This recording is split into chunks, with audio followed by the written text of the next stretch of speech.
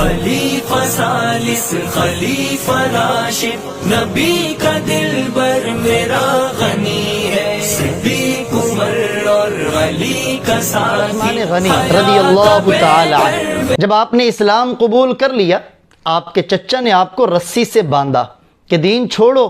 وگرنہ اسی طرح بندے رہو گے۔ فرمایا جان تو جا سکتی ہے، اب پیارے نبی کا دامن مجھ سے نہیں چھوٹ سکتا۔ چنانچہ اس قربانی کا نقد انعام پروردگار عالم نے آپ کو دنیا میں عطا فرمایا، اور وہ ایسا پیارا انعام ہے، اللہ کی پوری مخلوق میں ایسا اعزاز کسی انسان کے مقدر میں نہیں آیا جو سیدنا عثمان غنی رضی اللہ تعالیٰ عنہ کو ملا، کہ پروردگار عالم نے اپنے لاڈلے پیغمبر کی فرزندی عطا فرمائی۔ آپ صلی اللہ علیہ وسلم کی دو لخت جگر سیدہ رقیہ اور سیدہ ام کلثوم رضی اللہ تعالی عنہما، اعلان نبوت سے قبل ان دونوں بیٹیوں کی نسبت خاندانی روایات اور دستور کے مطابق آپ کے تایا ابو لہب کے دو بیٹوں سے تھی، ایک کا نام عتبہ تھا، دوسرے کا نام عتیبہ تھا۔ لیکن جب آپ نے کوہ فاراں پہ چڑھ کر پوری قوم کو دعوت دی، قولوا لا الہ الا اللہ تفلحوا، کہ تم سب لا الہ الا اللہ پڑھ لو کامیاب ہو جاؤ گے، سب سے پہلے آپ کی مخالفت کرنے والا کوئی غیر نہیں تھا، کوئی پرایا نہیں تھا، آپ کا اپنا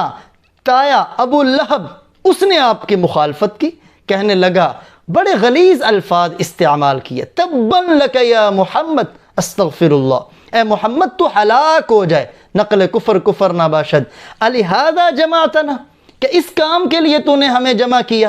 یہ اللہ کو نازیبا کلمات اپنے پیارے نبی کی شان میں اللہ نے برداشت نہیں کیے، اور پروردگار عالم برداشت کرتے بھی نہیں، فوراً جبریل امی علیہ السلام کو نازل کیا، اور قرآن پاک کی سورہ لہب نازل ہوئی، تبت یدا ابی لہب، ابو لہب تیرے ہاتھ ٹوٹ جائیں، وتب، اور ابو لہب تو ہلاک ہو چکا، ما اغنا عنہ مالہ وما کسب، اس کا مال بھی اس کے کام نہیں آیا، اس کی کمائی اس کے کام نہیں آئی۔ ابو لہب بھی ہلاک ہوا، اور اس کی بیوی ام جمیل، اس نے بھی کوئی موقع آپ صلی اللہ علیہ وسلم کو تکلیف پہنچانے کا ہاتھ سے کبھی جانے نہ دیا، کانٹے اکٹھے کر کے لاتی، آپ کے راستے میں بکھیر دیا کرتی تھی، آپ کی شان اطہر میں بڑے غلیظ الفاظ استعمال کیا کرتی۔ چنانچہ اللہ نے کہا وَامْرَأَتُ بھی ہلاک، اپنے گلے میں لکڑیاں اٹھا کے رسی باندھنے والی، ابو لہب بھی ہلاک، وَامْرَأَتُ، اور اس کی بیوی ام جمیل بھی ہلاک، ابو لہب بھی دوزخ میں اور اس کی بیوی ام جمیل بھی دوزخ میں۔ جب یہ سورہ مبارکہ نازل ہوئی، آپ نے پڑھ کے سنائی، ابو لہب کو تو بڑا غصہ آیا، میرے خلاف یہ کلام کہا انہوں نے۔ اپنے دونوں بیٹوں کو بلایا، عتبہ اور عتیبہ کو، کہنے لگا رأسی من رأسکما حرام، میرا میل جول تمہارے ساتھ ختم، اگر تم نے پیارے نبی کی دونوں بیٹیوں کو طلاق نہ دی تو مجھے اپنا چہرہ تک نہ دکھانا۔ چنانچہ یہ دونوں بیٹے گئے آپ صلی اللہ علیہ وسلم کے پاس، جا کے انہوں نے اپنی اس نسبت کو ختم کر دیا، اور عتیبہ تو حد سے آگے بڑھا، آپ کے چہرے انور پر تھوکنے تک کی جسارت اس نے کی۔ آپ صلی اللہ علیہ وسلم کو غصہ آیا، آپ نے پھر بد دعا دی، اللہم سلط علیہ کلبا من کلابک، اے اللہ اپنے کتوں میں سے ایک کتا اس گستاخ کے اوپر مسلط فرما۔ چنانچہ چونکہ خاندان تھا، سرداری تھی، ابو لہب ملک شام کا سفر کر رہا، عتیبہ بھی ساتھ ہے،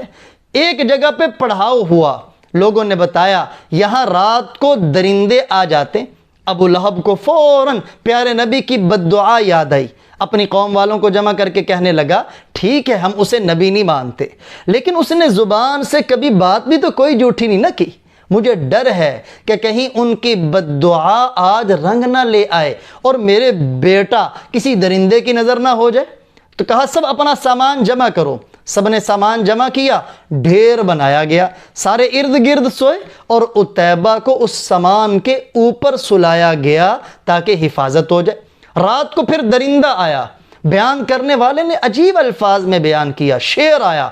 آ کے اس نے اس قافلے میں ہر فرد کو سونگا،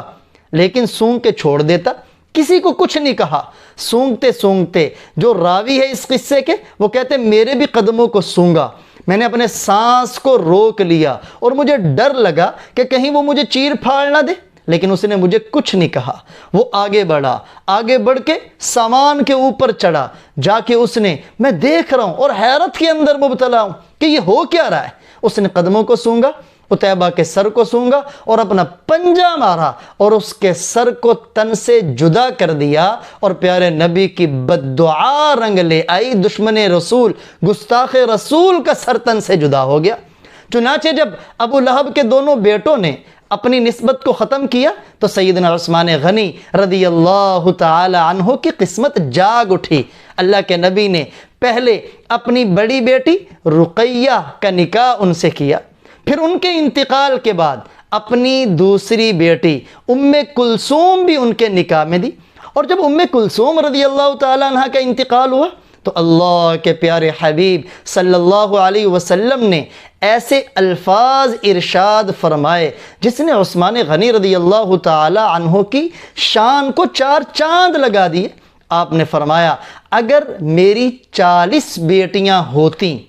ایک کا انتقال ہوتا، میں ایک کے بعد ایک، یکے بعد دیگرے 40 کی 40 عثمان غنی کے نکاح میں دے دیتا۔ سبحان اللہ، یعنی عثمان غنی رضی اللہ تعالیٰ عنہ کی شان کتنی بلند و بالا۔ حالانکہ اللہ کے نبی اپنی بیٹی کا نکاح اپنی مرضی سے نہیں، اللہ کی طرف سے ملنے والی اجازت سے کرواتے، تو گویا عثمان غنی رضی اللہ تعالیٰ عنہ اللہ کا بھی انتخاب ہے، اللہ کے رسول کا بھی انتخاب۔ آپ غور کریں، آپ نے اپنی بیٹی کی شادی کرنی ہو،